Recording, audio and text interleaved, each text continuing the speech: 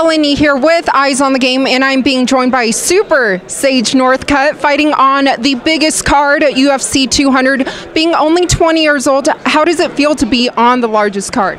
Yes, thank you. UFC 200. I'm excited. It's such a big honor. Yeah. It hasn't even been a full year since your UFC debut, but yet you've been everywhere. What's this experience been like?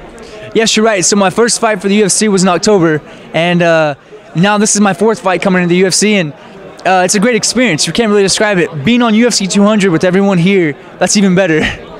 And what about an opponent like Enrique? What kind of holes or what have you studied about his game so far? You know, all I've seen is it looks like he's a pretty tough fighter from the previous fights I've seen. It looks like he's pretty well-rounded from the previous fights I've seen, so I'm excited for the fight. I'm ready. Do you feel more comfortable at lightweight? You know, for right now, I'm fighting a lightweight. I feel great. I feel like I'm one of the strongest in the division, and I think that plays a big role. It's great.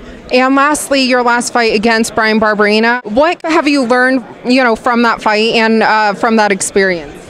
You know, I learned that if you have to pull out of a fight, even if it's the last minute you have to pull out because you're so sick, then obviously that could be the case. And if there's ever something like that in the future and I have to, then I guess you would have to pull out.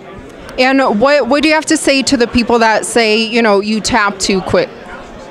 You know, they really can't understand and really know, because unless you've had strep throat, you can feel, imagine the pain on your tonsils, not being able to breathe, they're being swollen. 2 days before the fight, I went to the emergency room. The UFC took me there, and they were almost going to have to cut a hole down my throat just so I can breathe and have a passageway. So you can imagine not being able to breathe, much less someone putting pressure in your throat. Very painful. Yeah, but you're 100% good now? Yes, 100% healthy.